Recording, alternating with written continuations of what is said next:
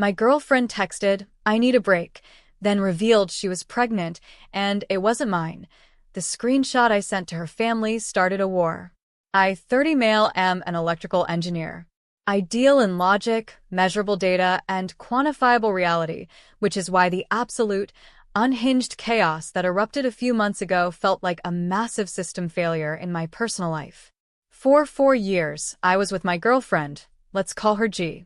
We built what I thought was a solid life, cohabiting in the apartment I owned, discussing future renovations, planning trips, and even tentatively throwing around baby names. I thought our foundation was strong, despite her occasional drama and my tendency to focus too much on my career. That belief was surgically removed, without anesthesia, on a Thursday morning. I was finishing up a high-stakes, career-defining presentation at work, the kind of meeting that moves your career forward by years, when my phone buzzed. It was G. G. I need a break. Just 6 words. Flat. Cold. No hi. No context, no apology. My focus evaporated. My brain couldn't process the sudden, seismic shift. I typed back, frantic. A break? What is going on? We need to talk. Are you okay? The 3 dots indicating she was typing flashed on my screen for what felt like an hour, stretching the tension into an unbearable, brittle silence before the next message landed. It hit me like a demolition ball, destroying my reality on impact. Gee, I can't. This isn't fair to you. I'm pregnant. And it's not yours. Pregnant. Not mine. The 2 statements were utterly devastating in their simplicity. For years, every intimate moment, every late-night conversation, every promise, it all felt instantly, retroactively poisoned, revealed as a backdrop to a massive, grotesque lie. I could hear my supervisor calling my name, but the sound was muffled, distant. I mumbled something about a severe stomach bug to my supervisor, grabbed my keys, and practically ran to an empty supply closet, the only space I could safely contain the implosion happening inside my chest. My mind raced. Who? When? How could she have kept this from me? The rage hadn't solidified yet. It was just a white-hot confusion. I sent her one last question, the one that mattered. Who? She gave me the name. Oh, a co-worker of hers. A loud, obnoxious finance bro whom G had always claimed she found repulsive. I had to laugh, a short, sharp, bitter sound, at the sheer, agonizing irony. Then she launched into a torrent of excuses. It was a mistake, a one-time lapse. She loved me, she was scared, and she needed to figure things out for the baby. For the baby, not for us. That was the crucial omission. I realized she'd been lying to me for what must have been months, letting me plan our future while this entire alternate life, a life she'd created with another man, was growing inside her. The initial shock rapidly drained away, leaving behind an arctic, calculated rage. This wasn't just a simple mistake. It was an act of complete and total disrespect, a 4-year fraud. My decision was instantaneous and final. I drove straight home. I didn't stop to talk. I didn't stop to cry. I changed the locks on the apartment. The deed was solely in my name, a detail I was suddenly thanking whatever higher power existed for. I gathered my essentials, my laptop, passport, legal documents, and every shred of proof I owned regarding the apartment's financing. I then blocked her number and all her social media, leaving one text line open for any necessary, cold communication. I wanted a clean, surgical extraction. Later that evening, she tried calling from a blocked number. Please, let me come home. We need to talk. I need to see you, she was sobbing, but the tears sounded strangely performative, like she was reading from a script. No, I said, my voice flat, devoid of warmth or emotion. The locks are changed. You're an occupant, not an owner. Your tenancy is terminated, effective immediately. Your things will be packed by a professional moving service and delivered to a storage unit by the weekend. Arrange pickup then. The fake tears vanished. The entitlement that was waiting in the wings immediately burst forth, loud and demanding. You can't do that. I live there too. You're kicking a pregnant woman out? You selfish jerk. You have to support me. Support you? For his baby. I countered, my voice dangerously calm. You chose this path. You made your bed. Now you get the consequences. I owe you nothing. Don't contact me again, or I will consider it harassment and file a police report. I hung up and blocked that number too. But entitled people don't respect boundaries. She texted me the next morning, confirming my fears. Gee, my mom wants to talk to you. She's furious you're doing this to her daughter and her grandchild. She says you have a moral obligation. The family entitlement brigade. I knew they were planning to use guilt, manipulation, and the poor pregnant woman narrative to strong-arm me into financial and emotional servitude. I had to end this before it started. I needed to control the narrative.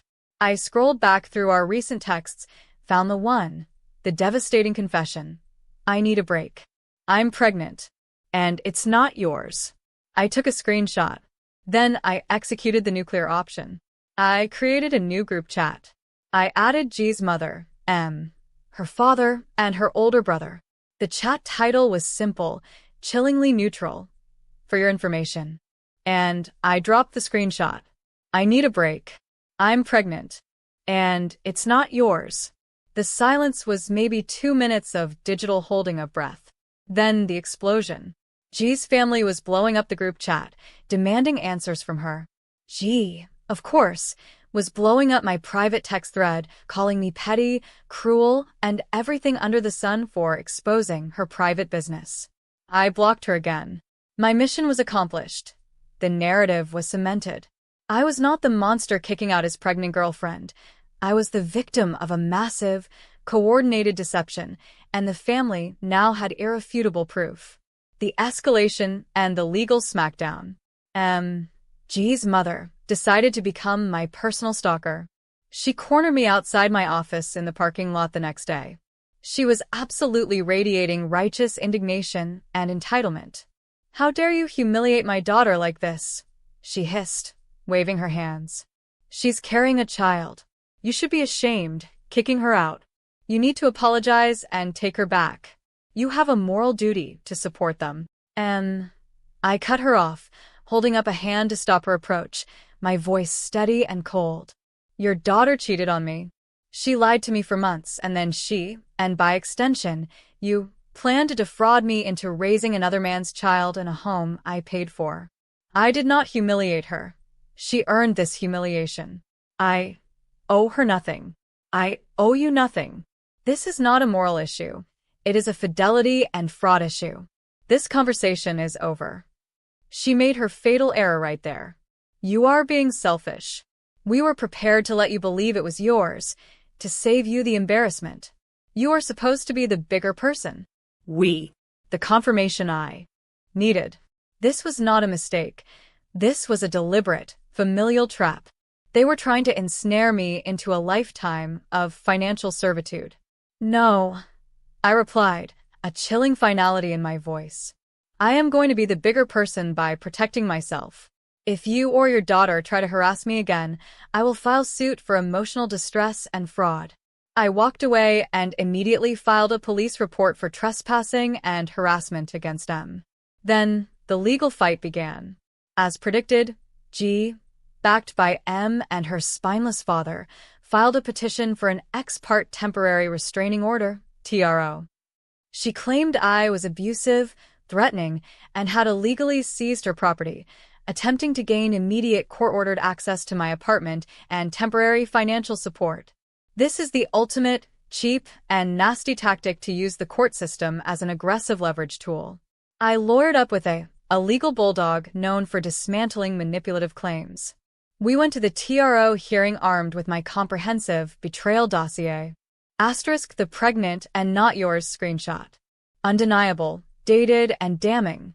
Asterisk the recorded phone call where I legally terminated her month-to-month tenancy, proving I followed correct legal procedure. Asterisk the police report against M, proving their ongoing campaign of harassment. Asterisk 4 years of bank statements and mortgage documents proving I had sole financial ownership of the property, torpedoing her claim of shared residency rights. In the hearing, G played the tearful victim, dramatically painting me as a cold, abusive monster. Her cheap lawyer aggressively demanded temporary possession of the apartment and even tried to demand temporary spousal support, a ludicrous reach, as we were never married. My lawyer, A, was a maestro. He waived cross-examination on G's testimony, letting her exaggerated lies stand on the record, and then presented our evidence. Your Honor, A began, the petitioner is attempting to manipulate the court. This is not a domestic violence case. It is a clear-cut case of an ex-partner attempting to weaponize pregnancy and a fraudulent victim narrative to secure a residence and financial support she is not entitled to. I had the court clerk project the original text screenshot onto the monitor. The room went silent. The judge, a no-nonsense woman, looked straight at G. Miss G, is this your text message? G mumbled a reluctant, barely audible, "Yes, Your Honor." The judge slammed her gavel, her voice sharp. Motion for temporary restraining order is denied. Then, she delivered the final blow to their entitlement scheme. I find no credible evidence of abuse. Rather, I see a disgruntled former occupant attempting to manipulate the court. Furthermore, based on the documented confession of infidelity and the apparent attempt to gain financial leverage, I am ordering an emergency ex-parte DNA test to be performed immediately after the child's birth, should a paternity suit ever be filed, to prevent further litigation aimed at the respondent. Petitioner and her mother are hereby warned. Any further contact with the respondent will result in contempt charges. You have tried to play the system, and you have failed.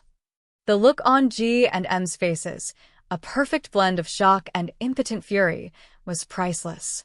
The entitlement had utterly collided with the unyielding force of legal reality. The revenge gambit and total annihilation. But I wasn't satisfied with a defense victory. I filed a civil suit against G for intentional infliction of emotional distress, IED, and fraudulent misrepresentation of paternity.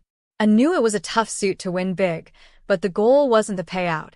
It was to force them to continue to bleed money on defense attorneys, ensuring they had zero resources left to dedicate to harassing me. A few weeks later, G and M tried one last, truly dirty trick. G used a burner phone to call my mother, crying that the baby was mine, that I forced her to send the text, and that I was a horrible monster. My mom, a shrewd woman who is fiercely protective, called me immediately. I simply forwarded her the original text, along with the judge's official ruling, which confirmed G's lies under oath.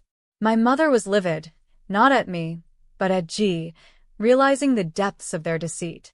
Now, for the masterstroke. I had the screenshot and the name of the real father. Oh. My revenge needed to be total, extending beyond G. I drafted an anonymous, formal, and utterly devastating package. I sent it via registered mail, tracking required, to the CEO of O's prestigious, publicly traded financial firm. The package contained 3 things. Asterisk, a professional letter detailing O's affair with G, who he knew was in a long-term, cohabitating relationship, highlighting the massive lapse in judgment, the poor decision-making, and the potential HR disaster and corporate liability he represented. Asterisk, the original, I'm pregnant. And it's not yours screenshot. Undeniable. Asterisk, a copy of the judge's official ruling from my TRO hearing, which explicitly confirmed the infidelity and mandated DNA testing, lending undeniable legal weight to the entire affair.